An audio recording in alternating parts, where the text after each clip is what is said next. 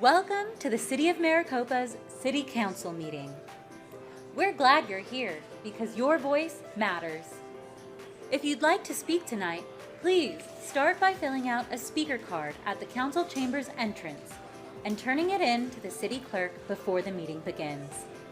On that card, you can let us know if you want to speak on a planned agenda item or during the general call to the public. Please keep in mind that all comments are limited to 3 minutes or less, depending on the number of people requesting to speak. Personal attacks and political speeches or threats are inappropriate in this forum and will be grounds for ending a speaker's time at the podium, at the discretion of the mayor. In accordance to state law, city resources and facilities may not be used for election-related activities, including discussions of candidacies, vote solicitation, or campaign events. We also ask that audience members refrain from applauding or showing disapproval of comments shared by fellow community members, as every person who addresses council has the right to speak and not be intimidated. It's important to note that due to Arizona's open meeting law, council members cannot respond or take action on topics not listed on the agenda. But your comments will be heard and entered into the public record. Can't stick around for the full meeting? You can always catch the replay on Facebook or YouTube, where this meeting is currently being live streamed. Want more details about tonight's agenda items? Scan the QR code on your screen or visit www.maricopa-az.gov/agenda. Thank you for joining us and getting involved. As a final reminder, please silence your cell phones and electronic devices. The City Council meeting will begin shortly.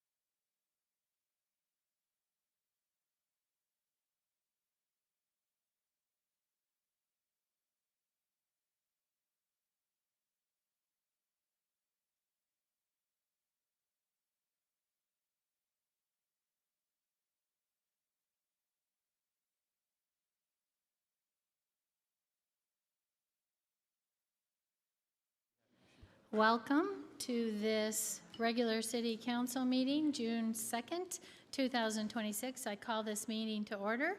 I would like to invite up Pastor David Anderson from B Community Church to give the invocation. And Councilmember Gatto, would you lead us in our Pledge of Allegiance? Please rise if you're able.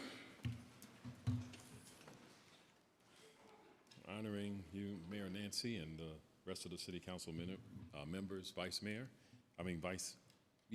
as well. When I have a chance to lead prayer, I'll attempt to, focus on something. And today, one of the things that stands out to me in our nation is unity. And so that's what I want to pray about and praying for our city. The Bible states that, behold, how good and pleasant it is for brethren to dwell in unity. So let us pray. Father, we thank you today for the opportunity to honor you this evening in prayer. We are grateful for the gathering tonight, for this meeting of the City Council. We honor you, Lord, for this day that you have blessed us with. We pray that our hearts and minds are yielded to you.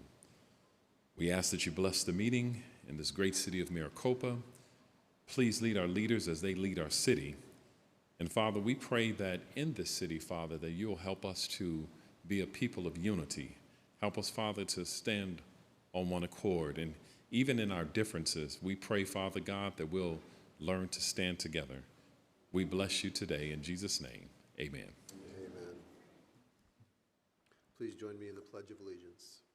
I pledge allegiance to the flag of the United States of America and to the republic for which it stands, one nation under God, indivisible, with liberty and justice for all.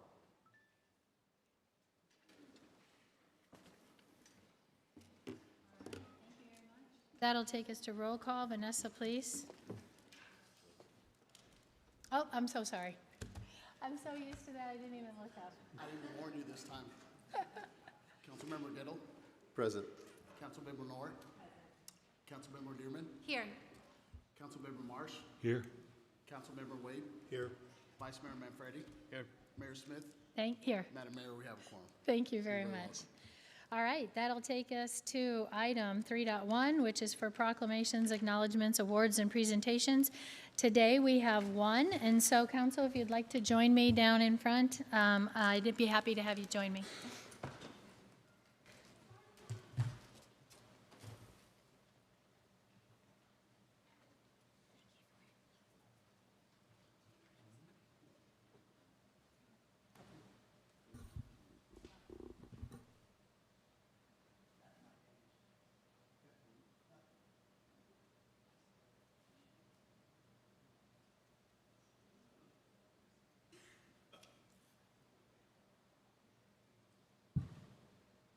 For this proclamation, I'd like to call out Brianna Reinhold from Northern Lights Therapy, Lawrence Wells from Wells Counseling, and Flo Quezada. Did I get that right? Did I get that right? From Local Mental Health Professionals.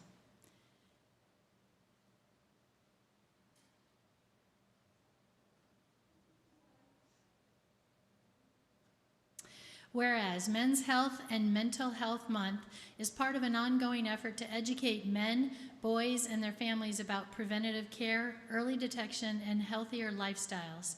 And whereas men in the United States die on average 6 years earlier than women, often due to preventable health conditions. And whereas men's health outcomes are deeply influenced by access to education, caregiving support, and engagement across their lifespan, with efforts being made to advance men's health education and advocacy, including Men's Health Month. And whereas strengthening care partnerships improves health outcomes for men, families, and communities, with a strong focus on mental health awareness throughout the month to combat high suicide rates and stigma. And whereas over 6 million men experience depression annually, with men dying by suicide at nearly 4 times the rate of women. And whereas campaigns emphasize that asking for help is a sign of strength, not weakness, encouraging men to challenge traditional stoic roles by focusing on promoting regular sleep, physical exercise, stress reduction, and maintaining social connections. Now therefore, I, Nancy Smith, Mayor of the City of Maricopa, do hereby proclaim the month of June 2026 as Men's Health and Mental Health Month to encourage individuals, families, employers, and communities to support men's health through education, connection, and shared care. Please give these entities a round of applause. They do a lot of work.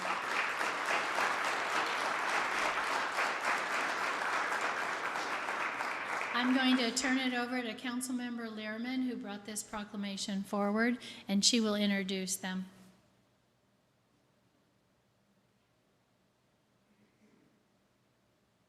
I just want to thank each of these providers. That's all I'm going to say.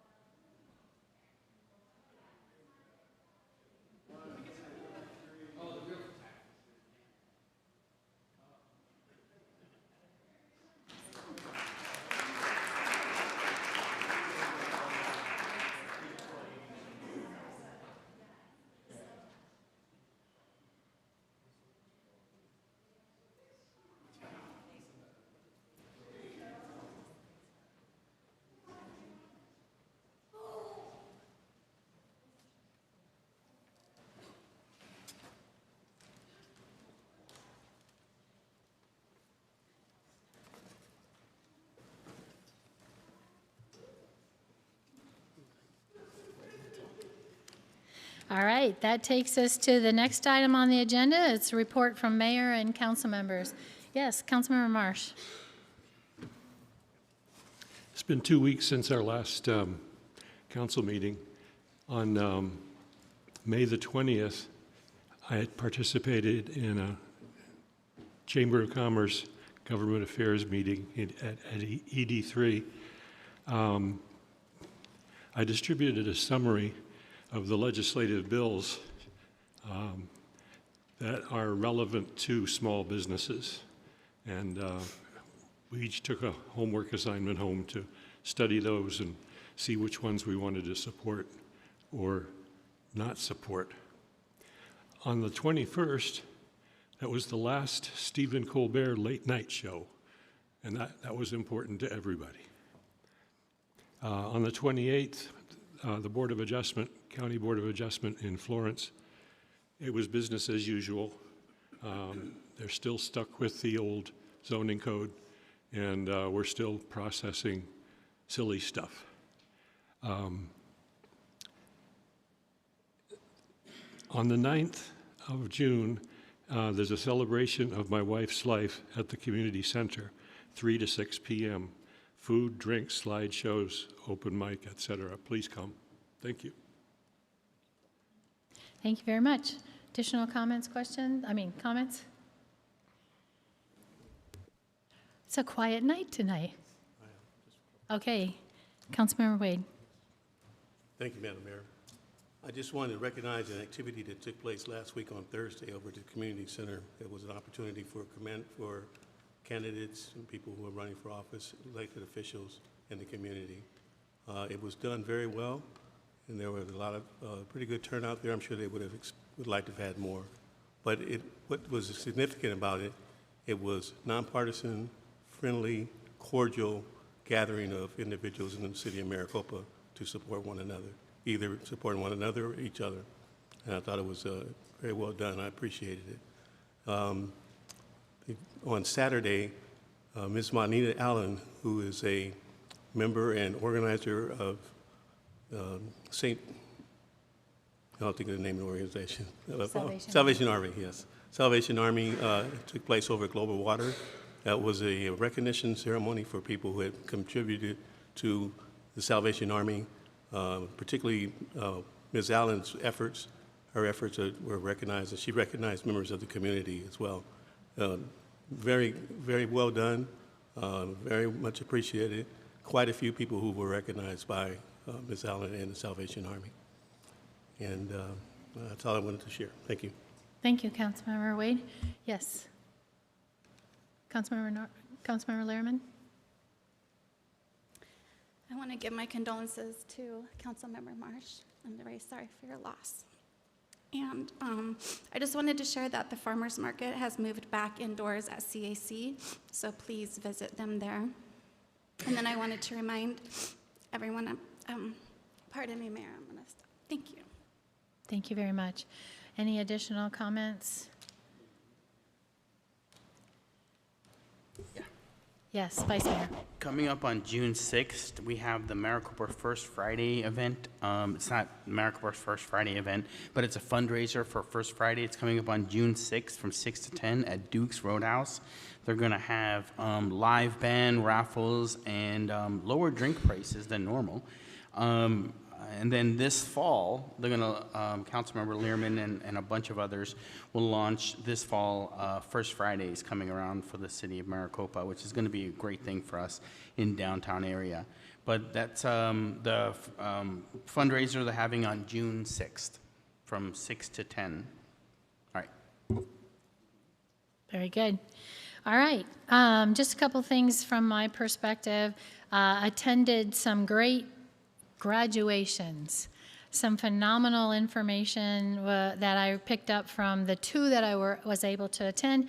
Heritage Academy graduation, 43 out of 240 of their graduates graduated with an associate's degree. That's pretty impressive. I was like, wow, that's pretty magnificent. Went to the Maricopa High School graduation, 440 graduates there.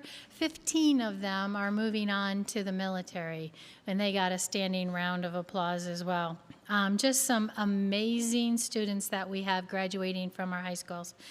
The Veteran Memorial, I don't know how many of you were able to attend that. It was, in my mind, just phenomenal because when we had this last year, when we opened up this memorial, we probably had less than half of what we had this year. The whole memorial area was full. There are now, if you're curious, 142 memorial bricks there, and I enjoyed just taking them all in. And I walked around, and I encouraged the audience to walk around, talk to the people who put these bricks there, meet people, hear their story, because we have some amazing stories from our veterans here in the city of Maricopa. City manager and I and Intergov Katie had a meeting with the governor's office. Just to share with you, there are 2 new programs. You can find these programs on my mayor's Facebook page. There's links to them with all of the details. The first program is called Efficiency Arizona. It's a rebate program for qualified households to install high efficient appliances and HVAC. And so many of our homes are getting to that age where these are necessary to replace. So please go check that out and see if you qualify. Then they also have the Power Arizona, which is access for utility assistance. And so I found that to be a wonderful service as well. And so as I indicated, the links to both of those are on my mayor Facebook page. We also talked to the governor's office about our 347. Of course, we have to bring that up.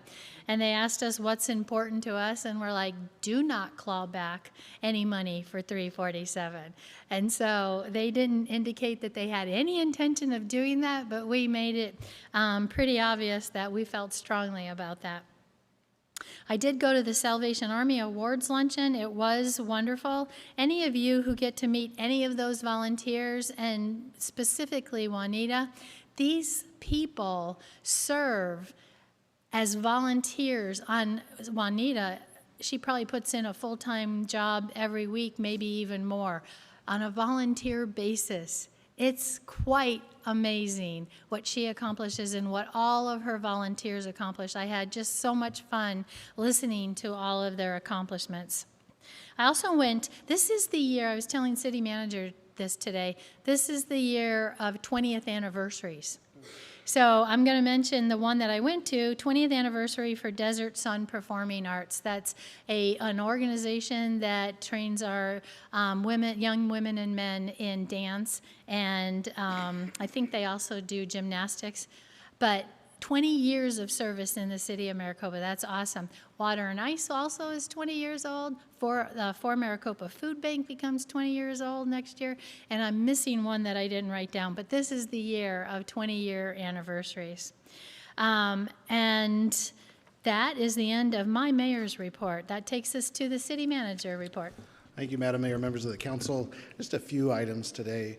First of all, you may have seen on our social media pages that we've posted about an upcoming intersection improvement at Desert Greens and Smith Inc. Lots of good stuff there, and that's something that we certainly wanted everyone to be aware of, so I thought I'd bring that up again. But please go check out the video. Yes, the lights will be synced with the light at Porter, so those are really close, and we're doing everything we can to improve traffic, not make it worse. So that is certainly something that we'll commit to as we go forward.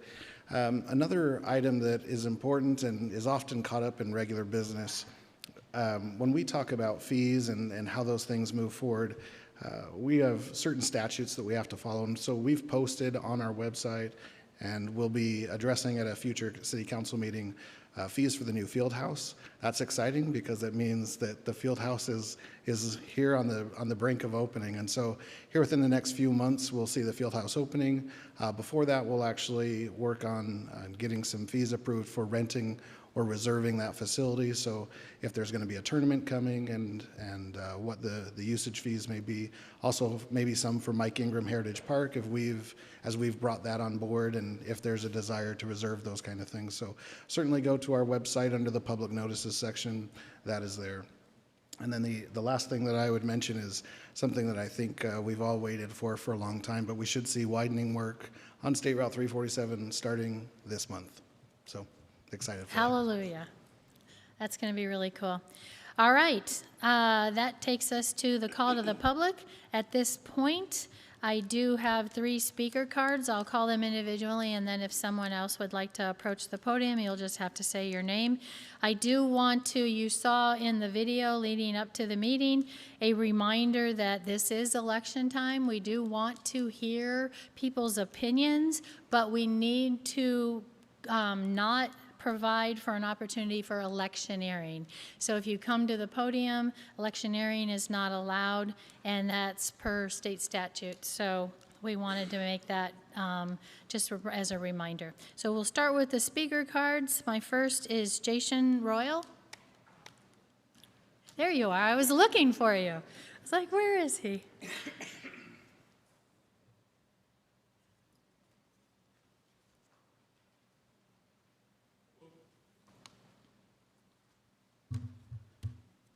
Pardon my tardiness.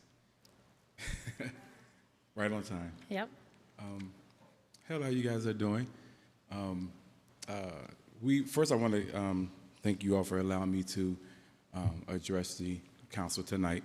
But first I want to, Amber, we want to just thank you for taking on the task for the First Friday. And of course, if we are gratefully want to get on board with you and help you out as far as getting this event going and everything, because it could be great for Maricopa. So we want to applaud you for that and applaud everyone for bringing this great event to Maricopa. So the BMCC want to partner with you all and just invite everybody out. We have our own fundraiser that's this Saturday at the library. It's a gathering. We are Zone 4. I'm the team lead for Zone 4. We named our zone the Vibe Zone. So we named our zone the Vibe Zone. So we want you guys to come out and just associate with us, mingle with us. We're going to have food, we're going to have live music, things like that, and just let the community know about First Friday, let them know about our zone, what are we going to be offering at our zone. So we want to let you guys know us, from myself and the BMCC, we are standing with you all with this, and we are excited for First Friday and what it's going to do for Maricopa in the years to come that we're going to do this event. So, all right. And the event, is this Saturday from 4 to 7 p.m. At the library. And also, I'm sorry. Okay, okay. So it's It's Kids Eat Free. It's $25 for BMCC, for non-BMCC members and 24 members. And with one ticket, the kids eat free. So the menu, we have flyers. The menu is a great menu, but the kids going to eat free with a ticket. So I think it's 2 to 3 kids per ticket. So that's another thing we got for our event. Okay? Yeah. Can we give you guys a flyer? Okay. You can hand it over to, yeah, thank you very much. All right. The next speaker is Ron Angerami. And Ron, I want you to realize I knew what you were going to be talking about, and I did not mention it. At least I think I know what you're going to talk about. No, I'm not going to talk about that. What? Okay. Go- Well, you might have to fit it in at the end. Oh, I'll try. Okay. All right. Very good. Thank you. Thank you, City Council, for the opportunity to talk about State Route 347. Given the accident data I presented at the last City Council meeting, I still believe a reprioritization of the removal of the traffic light at Casablanca is warranted. In talking with the people of Maricopa, I've yet to come across a person who believes that waiting a year before further consideration of the traffic light removal at Casablanca makes sense. In fact, most of the Maricopans I have spoken with believe that the removal of the traffic light is already included in the current ADOT plan. When I educate them to the fact that this is not the case, they are questioning why and strongly believe it should be. Given the fact, after my talk at the last City Council meeting, there was a unanimous vote from the City Council, no questions or comments, save the explanation from City Manager Bitter that you all believe that the current ADOT plan for 347 is sufficient. No further action is required in this budget cycle. That your conversations with the public and your view of the traffic data tells you that creating a plan and budget for 347 traffic light removal at Casablanca is not necessary at this time. That the sales tax created to fund the renovation of 347 is better spent on other traffic alternatives rather than the light removal.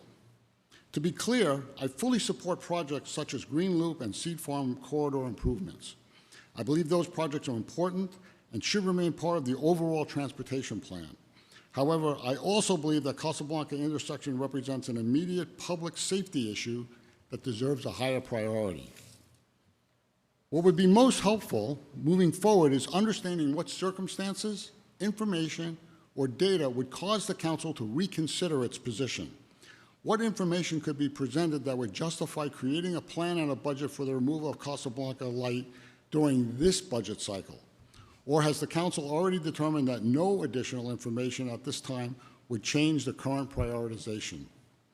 Once again, I am convinced from conversations I have had with the people of Maricopa, the traffic data shared with me from Arizona Department of Trade Public Safety, that the traffic light at Casablanca is a clear and present danger to the citizens of Maricopa.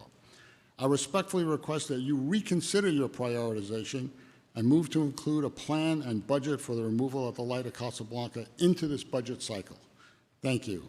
And thank you, Mayor. Yes, the 347 fax team, I know I'm not supposed to address the audience, but for the people that are here, would you guys mind standing up? We won the Arizona Department of... Talk into the mic, Ron. Oh, sorry. We won the Arizona, they have a partnership award, and we won the award for the state. So there's an award ceremony going to be in Tucson in a couple weeks, and we won this category demonstrating the best use of partnerships to achieve an objective. Thank you. Thank you.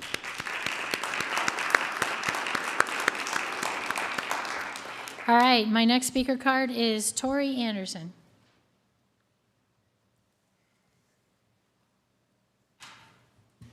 Mayor Smith, Council, I apologize, I'm not wearing my jeans and boots. I just came from the gym, so I had to slip this in on the schedule. We have an opportunity on June 27th at 6 p.m. to make a huge impact in our community to the young men who have aged out of foster care. We have several in Maricopa that are homeless, and that has happened over the several years since I was teaching in high school. So it's important to me to make sure that we move forward with a prosperous community, and we're able to take care of these young men. The young women currently go into our Against Abuse shelter, so they're able to finish high school and graduate and move on. But there is nothing for our young men. So we've taken this on, a small group of us, and we've planned our first annual fundraiser, Dirty Boots and Dollars. This first small fundraiser is only 100 people. I still do have about 25 tickets available, so I hope that you will definitely text me. Go to our Facebook page, which is Open Arms Vocational Living Center. If you can't find anything there, please text me at 520-560-3665. I will send you the QR code. Sponsorships are $1,000 and $500. But tickets are only $100. That includes dinner, dancing, raffles, and just a good time to come out and understand what this new purpose is and what we're here for. So this is an opportunity to join a small group of people at this point that are going to make a huge impact in this community. So I am passionate about this mission, about taking care of our youth so that we can have amazing adults that will continue to thrive in this community. So I hope you'll join me, and several council members. Mayor Smith, thank you. You already bought your tickets. I appreciate that support. But we do have still tickets available, and I hope you'll join me at Duke's Roadhouse on June 27th at 6 p.m. Wear your dirtiest boots. I know Adam's got his on. And I love that. Wear your comfy jeans, your dirty boots, and come and join us for a night of grub, Western dancing. The band starts at 7. Doors open at 6, and I look forward to seeing you all there to celebrate this next journey that we have for our community to take care of the young men. So hope to see you there, June 27th at 6 p.m. And again, you have my number. You can text me if you need more information. But I'm excited to start this new adventure to accompany against abuse and taking care of our youth and those in need. So thank you. Yeehaw. There you go. All right, that's the end of my speaker cards. Would anyone like to approach the podium and speak during the call to the public? Seeing none, I will close the call to the public. That'll take us to the consent agenda. This evening, we have consent agenda items 7.1 through 7.3. In council, we've been requested to table 7.1. So I will move to see if you have any questions or concerns regarding anything else. But if I get to the motion, please include the tabling of item 7.1. Any further conversation, discussion, questions? Do I have a motion? Motion to approve tabling 7.1. Do I have a second? Second. Seconded by Councilmember Marsh. Last chance for opportunity for questions and comments. Seeing none, all in favor say aye. Aye. Any opposed? That motion carries. Excellent. That'll take us to item 8.1. And this is a presentation from Global Water and an update.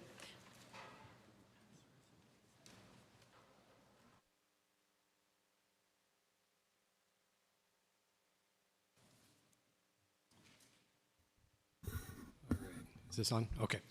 Well, good evening, Mayor Smith, Vice Mayor Manfredi, council members. Thank you for allowing us to present tonight. My name is John Corwin with Global Water, and I have Jake Linder-King, who's our Senior Vice President of Water Resources and Legislative Affairs, who's also going to provide an update on water resources element of the business. So we have quite a few slides here, so I'm going to move pretty quick, but quick agenda.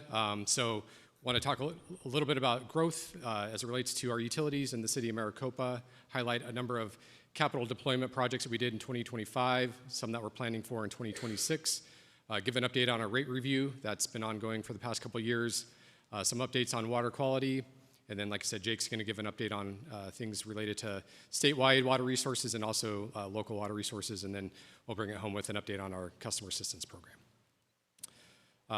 Really, the genesis of this presentation is from the MOU that was signed between Global Water and the city back in 2011.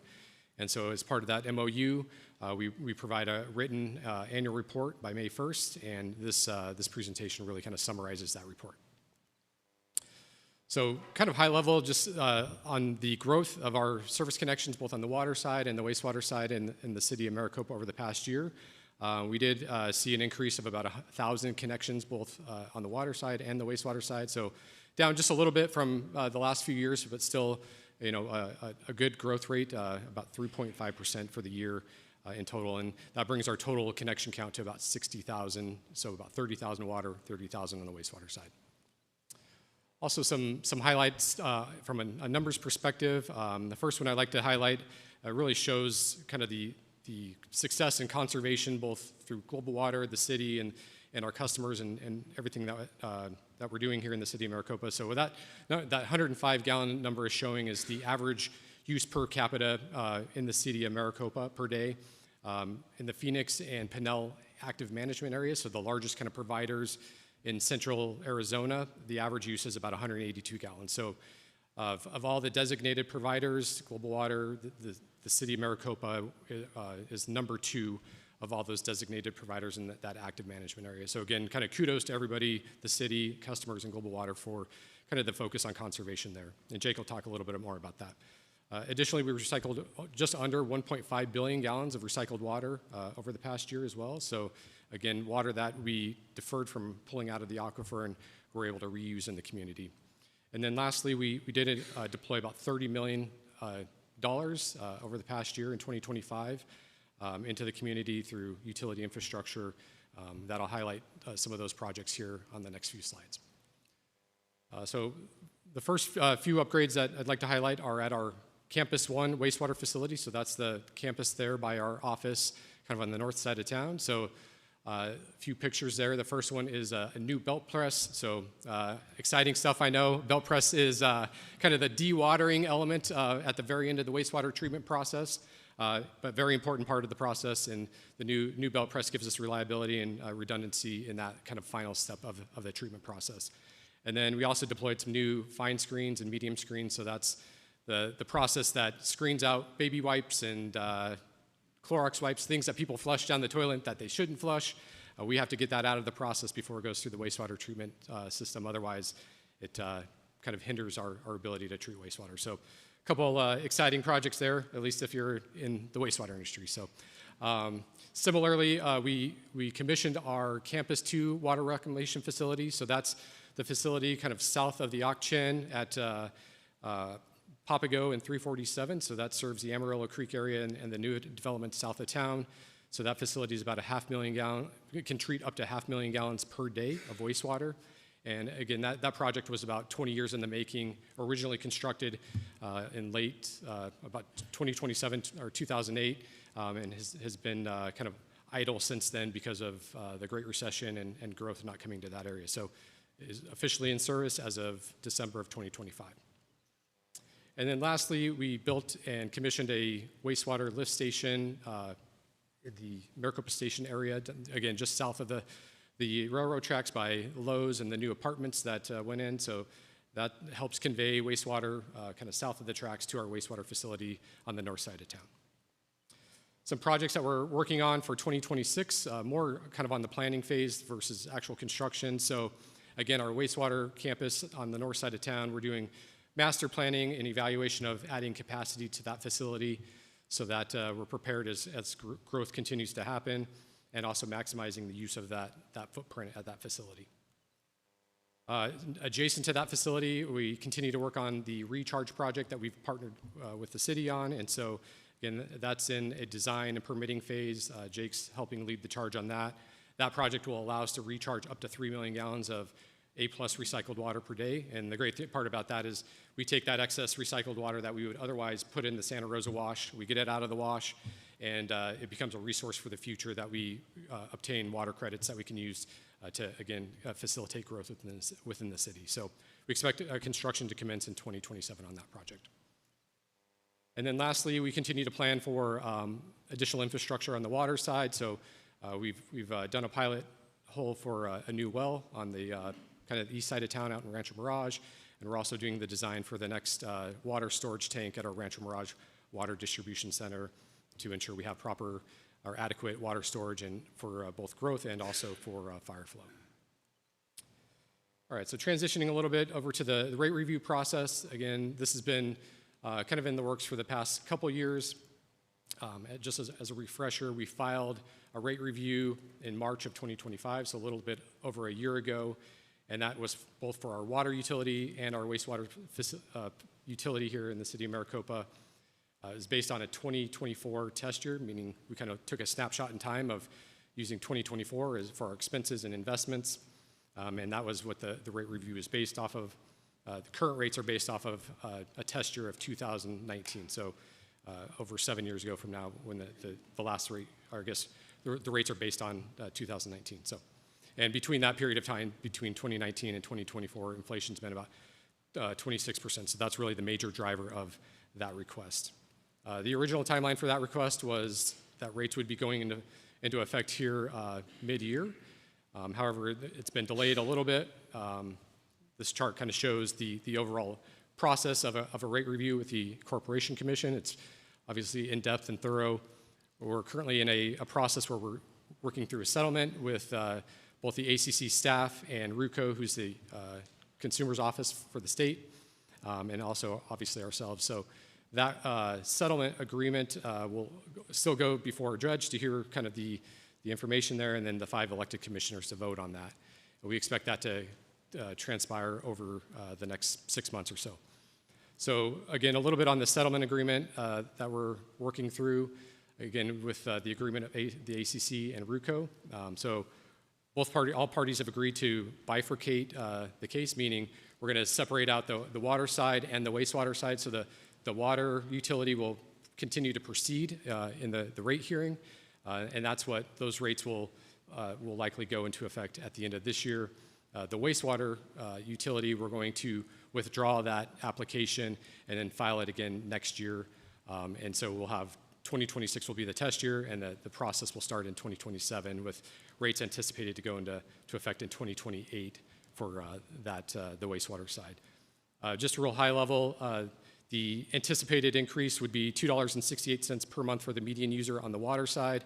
And then on the wastewater side, we are, even though we're withdrawing that request right now, there will be a slight increase to the credit back to the customers for the premature collection of revenue related to our Southwest plant. So that'll go from $1.73 to $2.85. So overall, the net increase will be less than $2 for the median customer.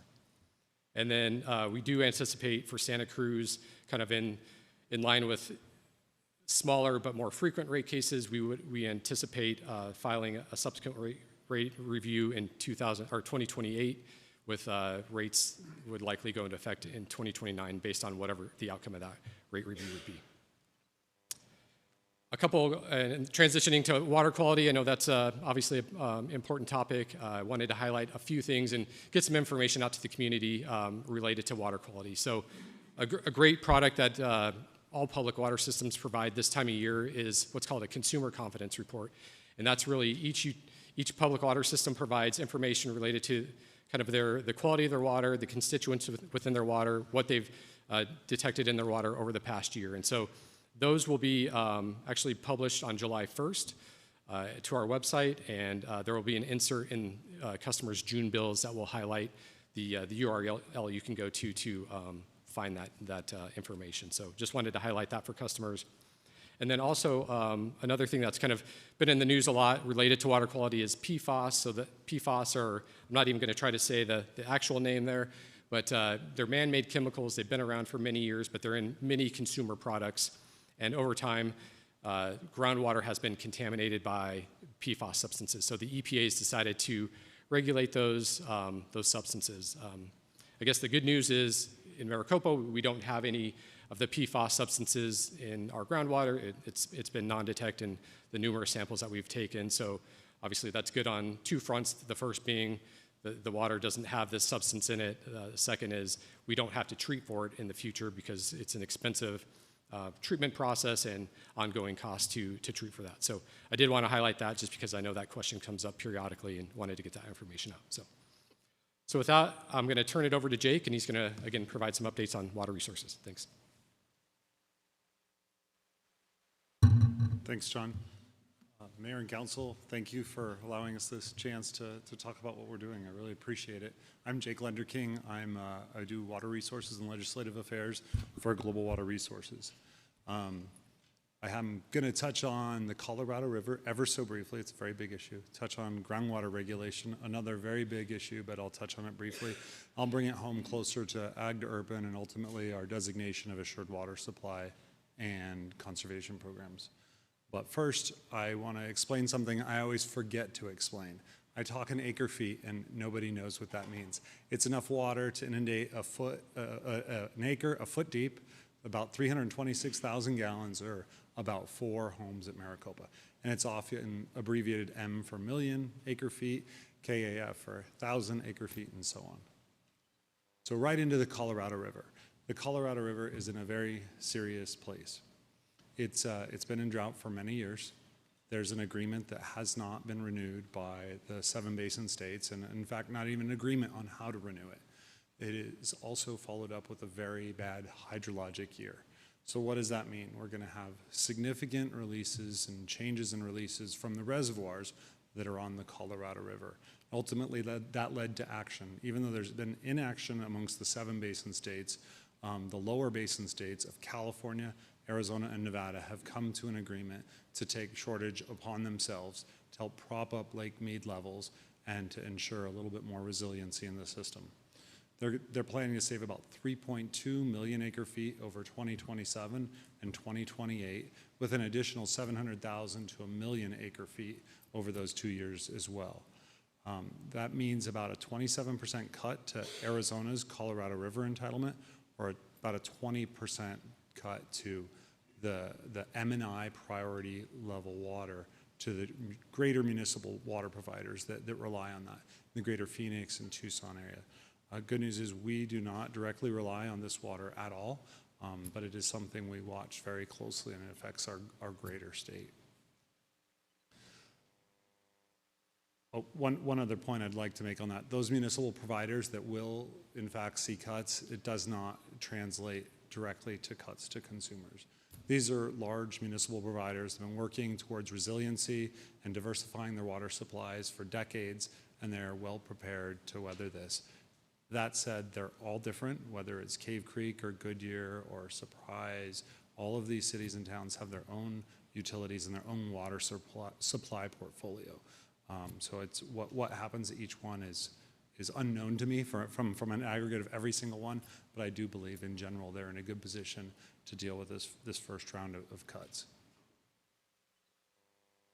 There's been a lot of regulation in Arizona in the last 46 years. 46 years ago, the Groundwater Management Act was created, and then almost nothing until 2019.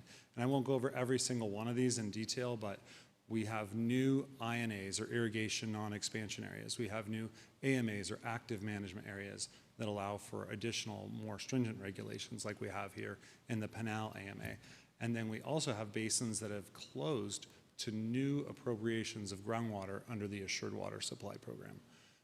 What does that mean? Well, it's not new to us here in Pinal. In 2019, the Department of Water Resources closed the Pinal Active Management Area for new groundwater appropriations specific to the Assured Water Supply Program, meaning mostly folks that were seeking new certificates for subdivisions could not get them.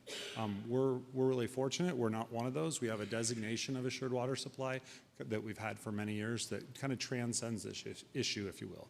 We've had it since many years before, and worked on laws to ensure that it's able to stay in place. So it's a good and bad story, all the regulation. It's hard in my position to review it and stay up with it and make sure that we're all whole. It's also good because we're as a state, making water more resilient. And I'll touch on our designation of Assured Water Supply a little bit more here in just a moment. Lots of rules and law changes, lots of legislative changes, more bills this year than ever before, more mention water. Luckily, almost all of those have failed. There's been a lot of deliberative process on this. There are some really good ones out there, though. I just draw your attention to the one on the very bottom, House Bill 2098, PICWA bonding. That's the Pinal County Water Augmentation Authority. Councilmember Marsh and I both serve on the Pinal County Water Augmentation Authority, or PICWA, and have been working on this bill for 2 years. Last year, it didn't make it through the process. This year, I'm very happy to say it received overwhelming bipartisan support and was signed by the governor. Next steps for us at PICWA is to figure out what we want to do with that bonding authority and how we can bring more resilient water supplies, or what we want to spend the bonding on to make us more resilient in Pinal. Ag to urban, while it's not a bill from this year, it passed last year. I think it's really important to mention because it comes home to us.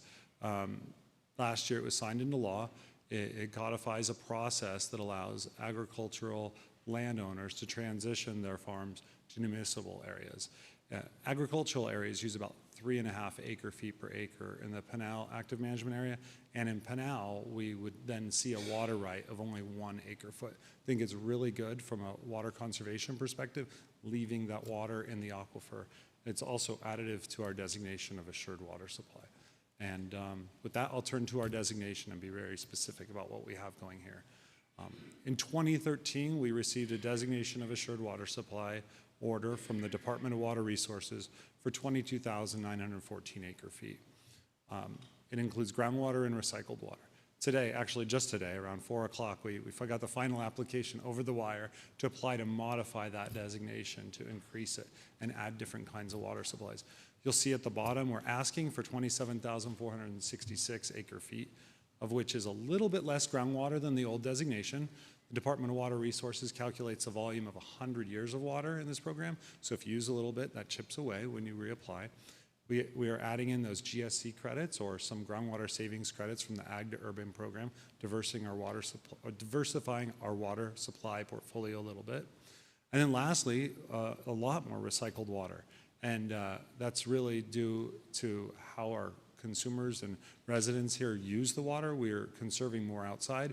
Our return flow percentage that we're able to turn into recycled water has went up. There's also a range there because there's a little gray area in the law. And so we didn't want to tell everybody we're going to get 27,000 acre-feet when we might get 22, but most likely 26,000 acre-feet. We're doing this not just renewing it, but adding the GSC credits. We worked hard towards the Ag to Urban law and to make sure that could happen, and bringing in more recycled water both in the north area and the southwest service area, because it adds that resiliency to our water supply. It adds that level that we can have a safety blanket, if you will. In times of drought and times of regulatory change, we got to be diligent and make sure we have our water supply and our ducks in a row. Lastly, I'll turn to water conservation. Last year we made a great hire, Lily Surmay. She's been doing a really good job of bringing a lot more to the community in terms of water conservation. We had a good program and she doubled down. She's got these amazing presentations in classrooms, as well as out at Copper Sky and Project Wet Water Festival, bringing volunteers there, as well as bringing a lot of education materials to many different places across town. Lastly, I want to say that she brought forward and put in place our 2 new incentive programs. We have a turf rebate program for folks who want to remove turf. They can apply to receive $1 per square foot. We've had about 35,000 square feet removed under this program since last April, and a new smart irrigation controller rebate program. It allows folks who want to update to a smart irrigation controller like those across the bottom there that actually sync up with the cloud, so to speak, or the internet, and they'll tell your controller how to run better in accordance with the weather or the seasons and allow you to save water. 43 rebates have been issued since June of 2025. Both of those are currently grant funded, one by the Bureau of Reclamation and one by WIFA, or the Water Infrastructure and Finance Authority. They're really great programs. If you know anybody that wants to, you can reach out to me, go to our website, or I can connect you with Lily, who's helped a lot of customers receive these rebates. Thank you. I'm going to turn it back over to John. And last slide here, I always like to finish with our customer assistance program. Again, trying to get the information out that we do have this great program available. You can see the eligibility criteria there. Oftentimes we can find ways to help people achieve eligibility through that program. We talked a few times about the Salvation Army tonight. Again, they're at Global Water nearly every week helping people. They help administer this program on our behalf. So it's great to see them at our office every week doing that and helping our customers. So wanted to highlight that again. It's a $700 annual benefit for people that need it. So with that, happy to answer any questions you might have. Thank you, John. So I have no speaker cards. Council, any comments, questions? Yes, Councilmember Wade. Hi, John. How are you doing this evening? Listen, Doing well. I just want to congratulate Beth on the efforts that she puts forth over low water as well. Between her and Anita, they're doing some great things, but Beth, both of them, Jules, but Beth works for you, so I'm coming to you to acknowledge her. She's an outstanding person. Appreciate that. Yeah, I got excited and I forgot to introduce Beth Wirth, our client services manager, is here, and also Chris Krieger, our chief operating officer. So thanks, council member.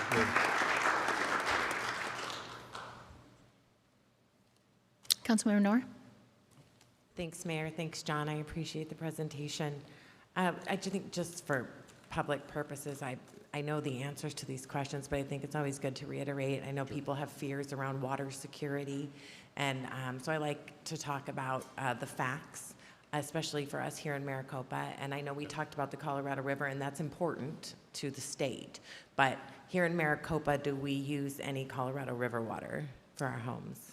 We do not. All water here is groundwater pumped from wells. That's correct. So, because we hear a lot about the drought and the river, and that is a concern, but it does not impact the people of Maricopa and our homes here. And I think it's important to reiterate that for everybody. I appreciate all of the programs you have to help conserve water. And I know this is random, and I probably, well, when you talked about your assured water supply, that is something that you can only build enough homes up into it to your capacity, correct? That's correct. And Jake, correct me if I say anything wrong, but yeah, the designation allows us to, it's kind of our current limit of the water that we can use on an annual basis. Right. I would add to that homes and businesses. Anybody who uses one. And apartments. Multifamily, Yep. yes. Right.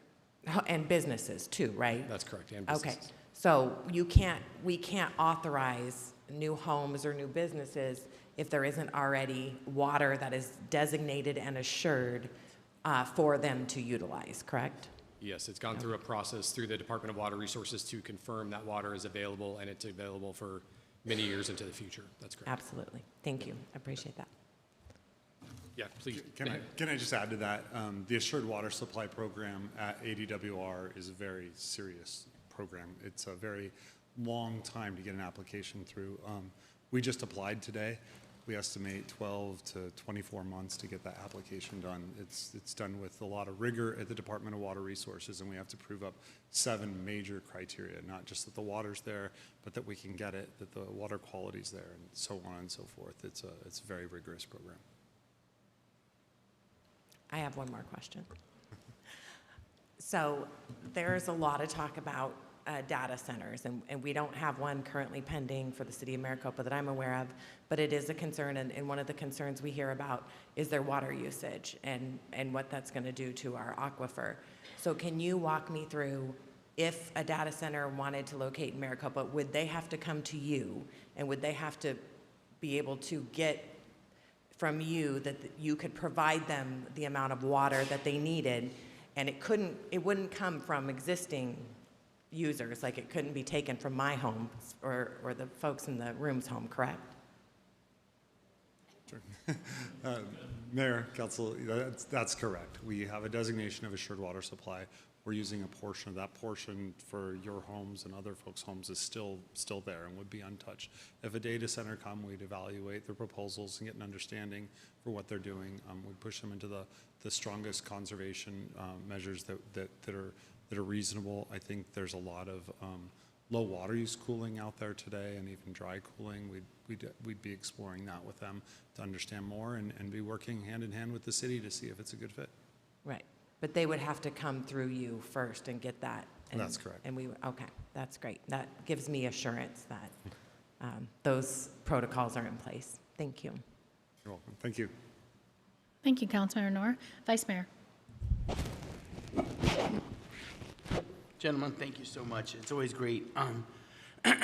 Sorry. Each year we get to hear a presentation from you guys, and it's great to hear it because it just reiterates what we know to be true, that we're working well together to bring water and wastewater systems to the people of Maricopa. When we look at it, the growth of Maricopa is still here. It's a little bit less than it was in the previous years. We're like 4% now instead of 7%. So we're growing a little bit slower in the city of Maricopa, but where we're going to see a ton of huge growth is outside the city of Maricopa, which you guys run water to, is down in the Hidden Valley, Thunderbird Farms area. A lot of houses being built down there, and they'll continue to build down there. My hope is we don't have one of those Santan Valley, explosions down there, but we'll see what happens. But there's a lot being built on there, but I know you guys are doing a really good job to bring us information. When you see something where it's getting out of hand, I know you guys will bring it to us and talk about our assured water supply, so I trust you guys to do that. But again, thank you so much for coming in here and speaking with us. I can remember a few years ago when you did one of these and the place was full. There was standing room only. I think people were standing all the way up this wall into back here. You had people with bags of water screaming and yelling. That's not how it happens anymore, because you guys are doing a great job talking to people. And Beth and everybody's doing a great job in making sure people understand what's happening and where we're going. So thank you so much. Thank you. Okay, John and Jake, I ask this question every time. I'm going to ask it again. There is misinformation out there that multifamily housing is only counted as one spout. Would you please clarify that? Because after you're done clarifying it, I'm probably going to go back and look at this video and snip it out and send it to the people that I continue to see spout that information. Ooh, did you catch that? Spout that information. Oh. Mayor, council members, I'm going to steal that joke. It's really easy to think they have one pipe or one big meter to think it's counted as one, but in fact it's not.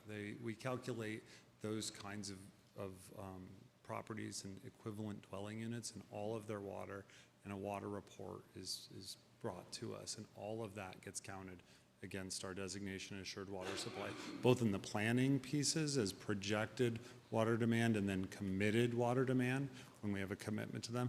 And then when they use that water, every drop of that water is metered just like it is to everywhere else, and it counts against the designation of assured water supply. Very good, thank you. I knew the answer, but I have to ask it. And then last for me, the Power Arizona that I spoke about earlier, is that going to be helpful to Global Water? Or I'm hoping that I can send the information to Beth and to Salvation Army and that they might be able to utilize that? What do you know about it? Yeah, I'm not up to speed on that, Mayor, so if you can send that information, we'd like to look at it, and I will. Certainly if it's available, we want to get it to our customers as well. So. Okay, very good. Any additional comments, questions? All right, gentlemen, thank you very much. Thank you. That'll take us to item 8.2. Rick, are you? Yep, Rick is giving the presentation. And you do have a presentation? Yes, ma'am, okay, we do very have good. a presentation, and it'll be Matthew and I this evening. Very good. I asked that because I do have one speaker card, and I'll wait till after the presentation. Thank you. Very nice. Mayor, members of the council, it's a milestone evening that we have for you tonight, bringing before you the adoption of this plan. It's been about 18 months in the making, and although we're at a major milestone tonight, the one thing I would preface it by saying is we're by no means done. And so after this evening, we're just going to be shifting gears from building this plan to promoting this plan moving forward. We started out with the ultimate goal back in September of 2024 was really to create a plan that, was reflective not only of the vision of the city of Maricopa, but the values as well. And I think we've accomplished that in bringing it to you this evening. That being said, and with this pivot and change here, I feel like I'd be remiss if I didn't offer a few thank yous. And if Mayor, Council, y'all will indulge me for just a moment, I promise I'll be brief. We started this in September of 2024, and I would thank you folks first because you were the first group that we engaged back in September, October, November when we kicked this off immediately. And without your vision, your input, we couldn't get to where we are this evening. With respect to city leadership, Ben and your team, every department head, every director, every employee that took the time to answer our questions. It's a vital part of the fabric of this plan moving forward, and I can't thank you enough.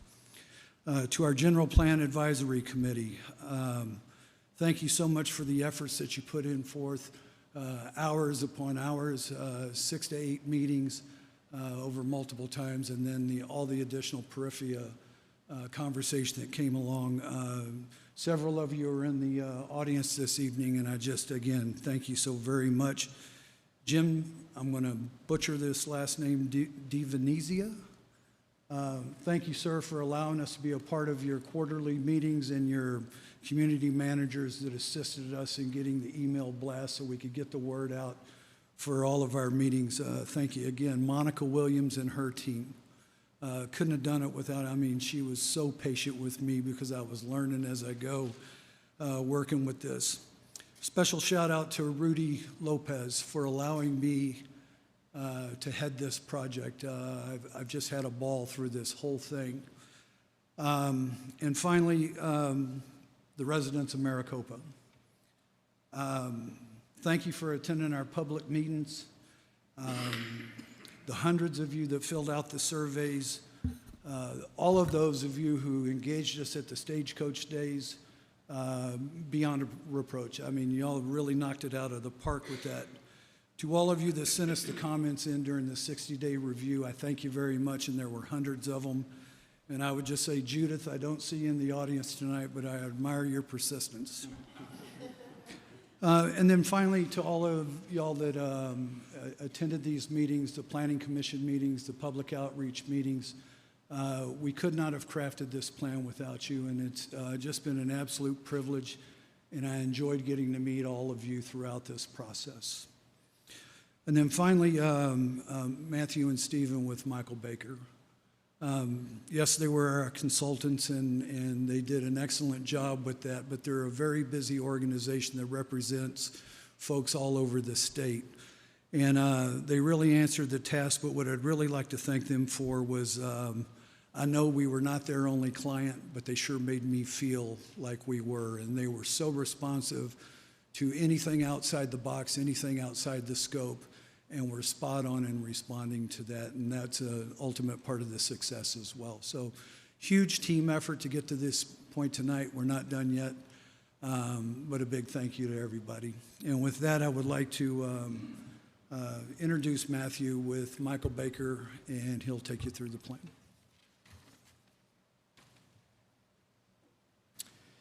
Thank you, Rick, and you can't do it for yourself, but I would like to thank you for the great guidance and how you shepherd this process through. You did an exceptional job. Mayor, Council, thank you for the time this evening. I know we've had the opportunity to speak to you several times on this project.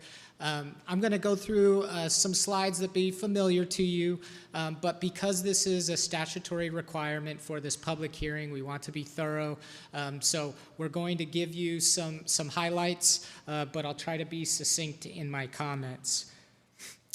First off, this general plan is that state mandated plan that ensures that our long-term goals are looking out 10 to 20 years in the future are consistent with our short-term decisions. So that's really what this general plan is all about, is taking the time to look into the future, making sure we have our north arrow, and then allowing this plan to guide us as we and council make near-term decisions.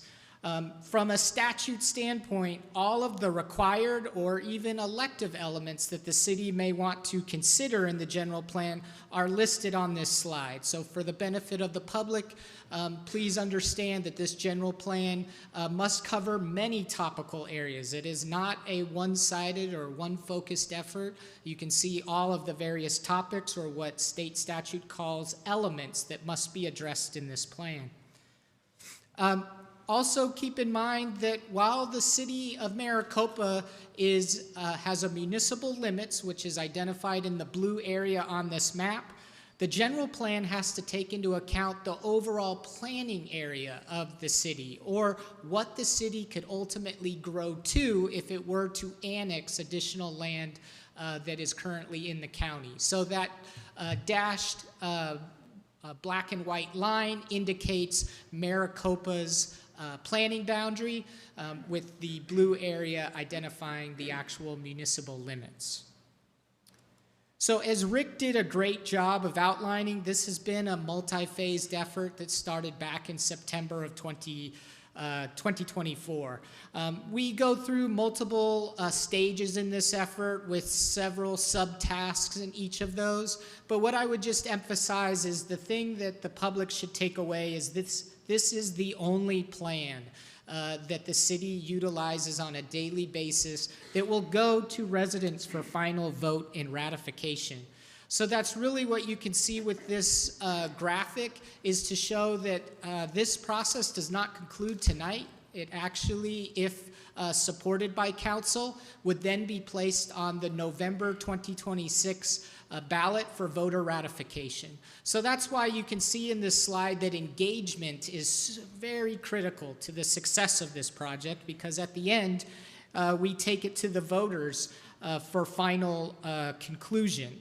And so throughout this project, public engagement was very top of mind, and this slide really captures all of the different efforts that we undertook to get out in front of the public. And so Rick touched on some of those in terms of the stakeholders and community members that participated and assisted in this effort, and you can see some of the work that was put in here in terms of meetings or man hours or participation. And so the public came out and spoke, and so we made sure we listened.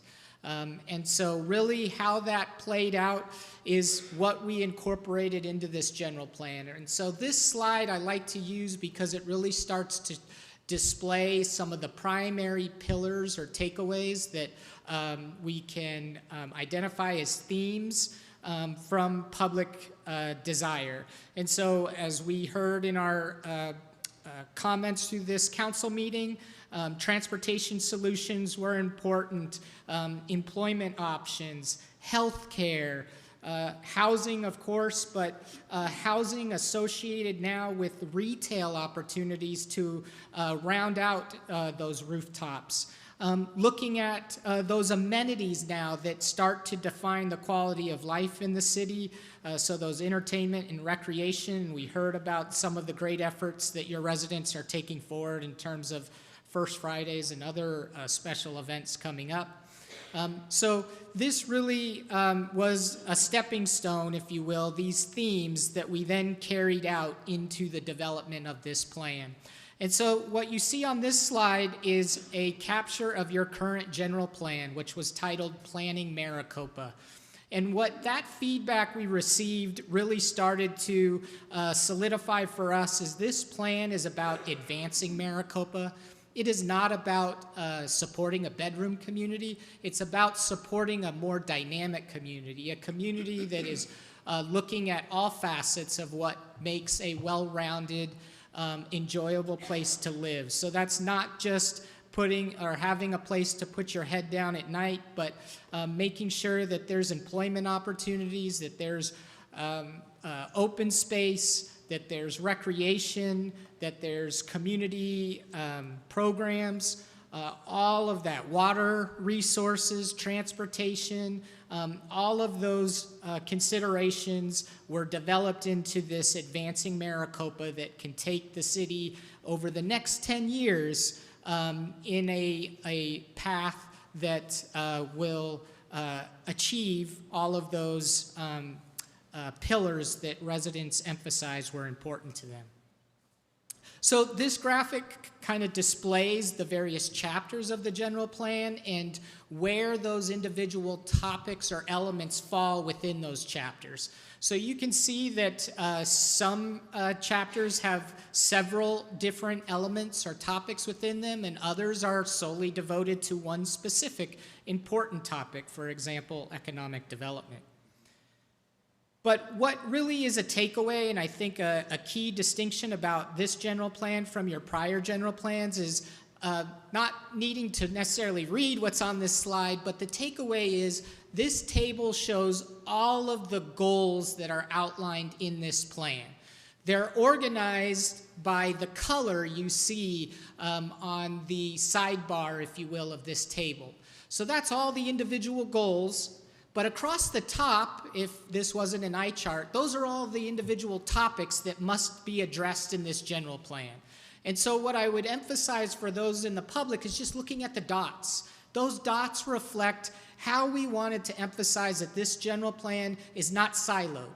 We're not just looking at land use by itself. We're not looking at transportation by itself. We're looking at how do these goals carry forward or move the needle across the board. And so you can start to see with this table how a lot of goals or some cross-pollinate. And so some are goals that can be championed and accomplish many different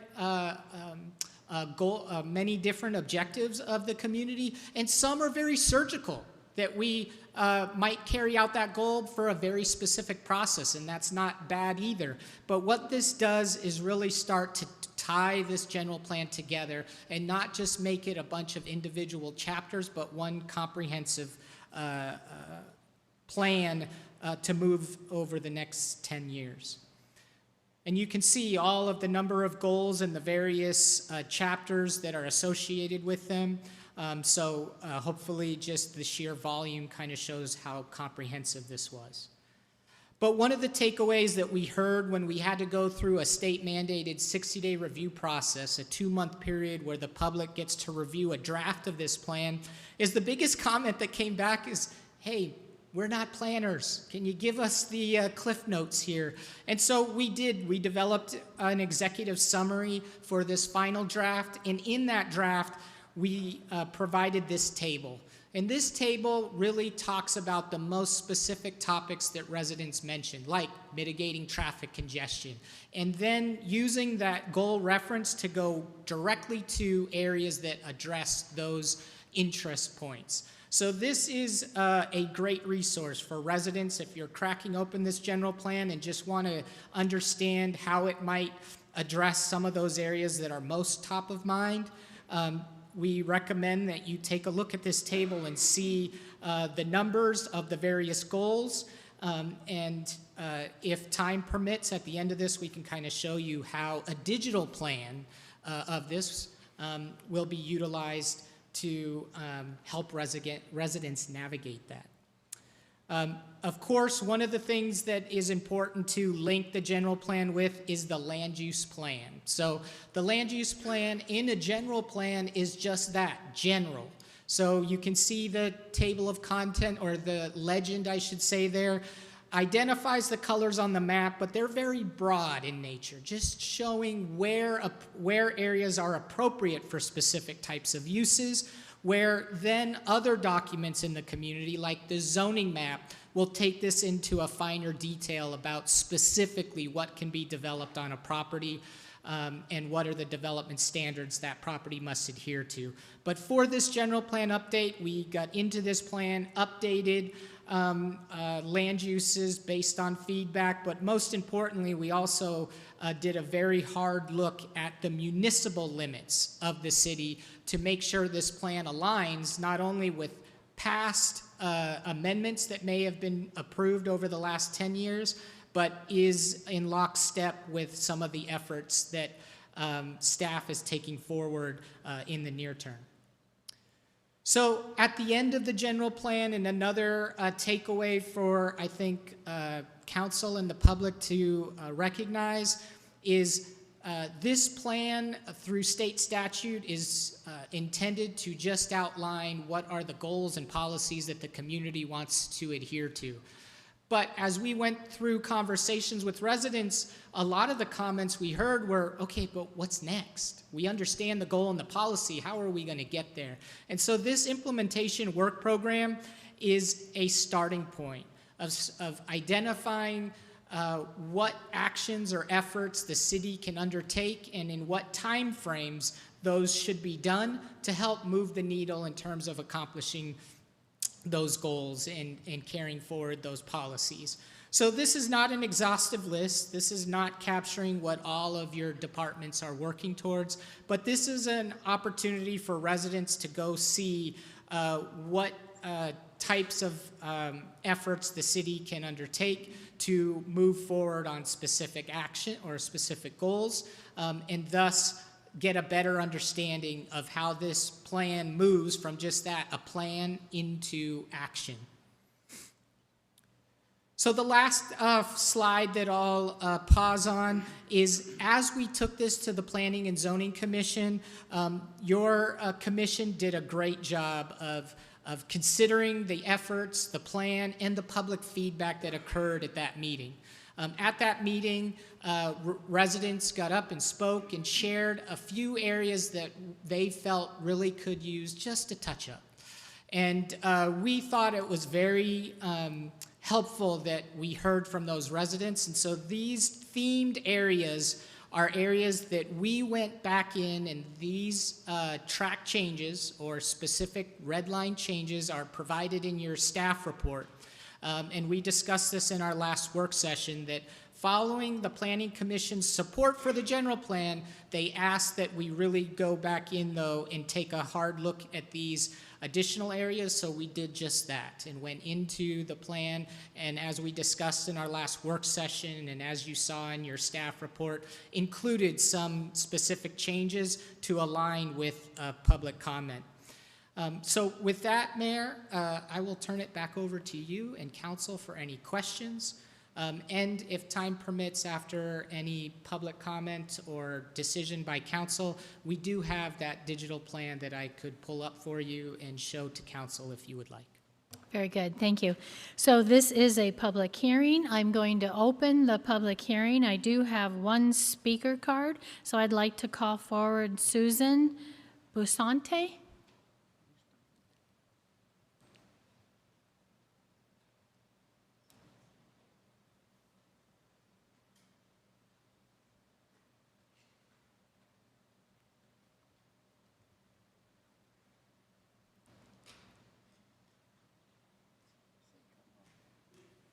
Hello, I'm Susan Bonsante. I have a home in Glenwild. Councilmember Marsh, I'm very sorry for your loss. Thank you, Mayor and council members. I'm really surprised I'm the only one speaking today. I came back from a funeral in Denver early today just so I could speak. My comments are regarding the lack of transparency in the general plan process.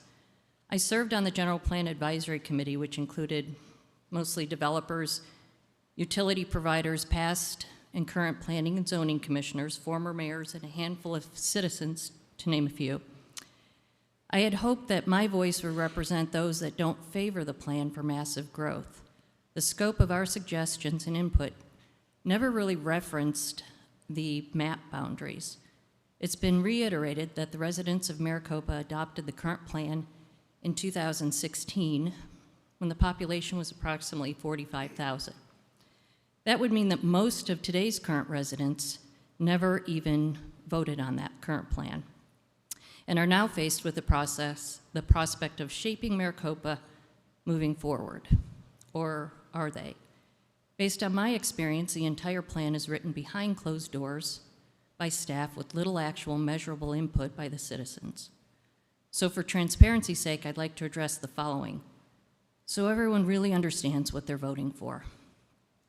The current boundaries will involve further annexation of all of Hidden Valley, Thunderbird Farms, and current rural areas, a community which holds steadfast in opposition to this.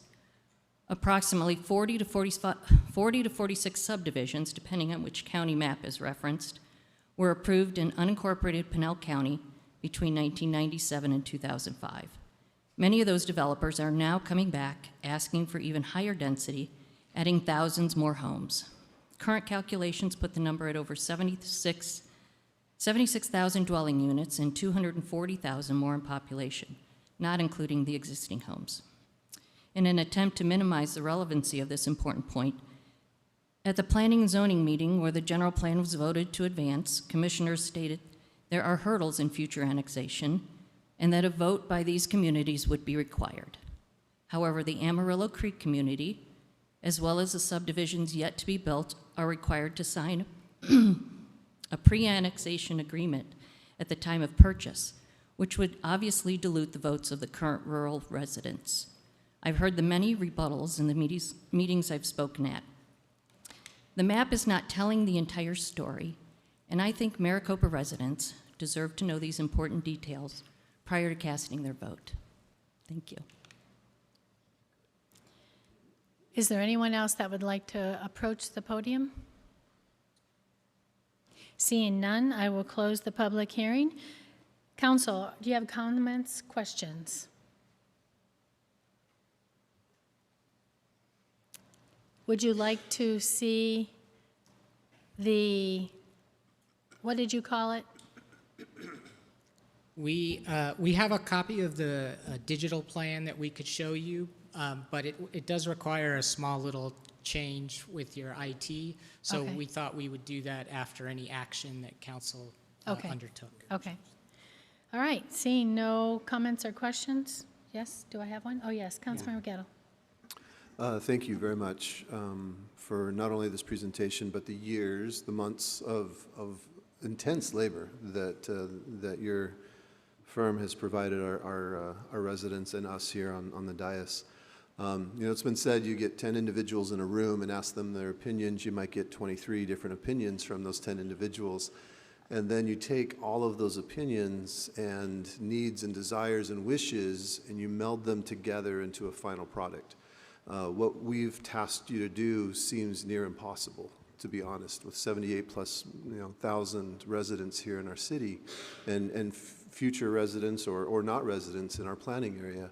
And to capture all of that into a document now that's quite lengthy, but it's just phenomenal, is what I'm trying to say. I think every attention to detail has been evident in the process that you've engaged our residents in the feedback that you've sought, the numerous opportunities in various formats for individuals to put their recommendations and their desires forward.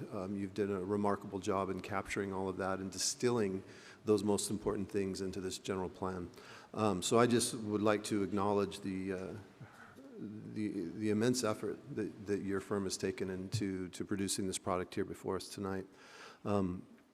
I am very excited to see all of this come together and have had a chance to be able to look through this multiple times and engage in the process along the way, and then to be able to vote for it tonight. It is a phenomenal product, and I think it accurately reflects a vast majority of what we're trying to accomplish and the direction that we want to move forward as a city. So again, thank you, and I look forward to the vote tonight. Thank you for those comments. Very good. All right, so I appreciate you bringing up the concept that I don't believe our city has a vision to be a bedroom community. That was one thing that I hounded these folks on, and finding ways to get those words into the document is very important to me. So I appreciate the matrices and how you connect all of those dots so that when I'm talking about the general plan during this time of helping residents understand what it stands for, I can point them in the direction that it is not intended to be a bedroom community. We definitely have local job attraction addressed within the general plan. I appreciate that. And I would also like to say that the general plan area is not an edict that it has to happen. That's very, very important. Landowners are the ones who determine, do they annex into the city? Do they want to change their zoning? They are the ones who make the decision. It's not an edict from the city. It's not an edict from the county. And so I think that's very important for people to understand. Because otherwise you think that it's everything on there is 100% as stated, and it's not. Things could change. I know one of my focus points was I-11, and I-11 right now, if you look at it, is mostly all residential. That was a concern for me, but through education, I find out that the landowners can change that designation of zoning and the general plan as well if they choose to. And so there's options. This is just a guiding document. It's not an edict. And I think that's important for our residents to understand. Any additional comments, questions? Do I have a motion? Motion to approve by Councilmember Wade, I'd like a second. second by Councilmember Marsh. Last chance for discussion. Seeing none, all in favor say aye. Aye. Any opposed? That motion carries. Thank you. And that brings us to, oh, you want to give? If you would show. like, Mayor, I know you Sure. have a full meeting, but we can show Oh, no, it to you very you're quickly. you're it. We're Okay, done after well, you're, yeah. We'll give you a sneak peek here. Okay.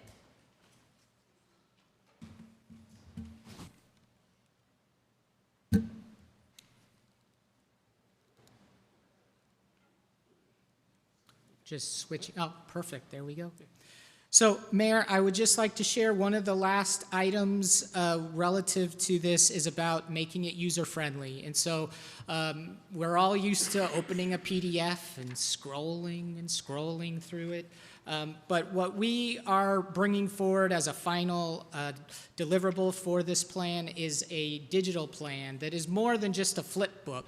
I know some of you have probably seen or been familiar with this, but this particular platform not only has some neat qualities, but we have some guiding buttons here that takes you right to the table of contents. If you actually had an iPad, you can scroll through and just swipe the screen and find pages that way.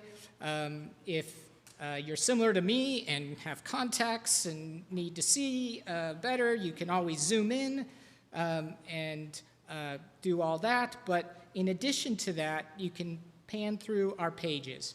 But one of the things that this is maybe not too different, but what I would say is we have our maps that you can actually zoom in and pan around within the actual page. So before we used to have multiple maps, and now you can just zoom right in where you need. And then in other sections, let's see, we always have these tables, and you can also click on those. The tables will pop up. You can see that material a little better. And so that was just kind of the takeaway we wanted to share with you, Mayor and Council, is that we're not only looking to advance Maricopa physically, but we're advancing Maricopa and how you get to residents, how you communicate with residents, and how residents can access information. And so we just greatly appreciate the opportunity to support the city on this effort, and thank you for all of your time. Thank you very much. All right, that brings us to the conclusion. I will close this regular meeting.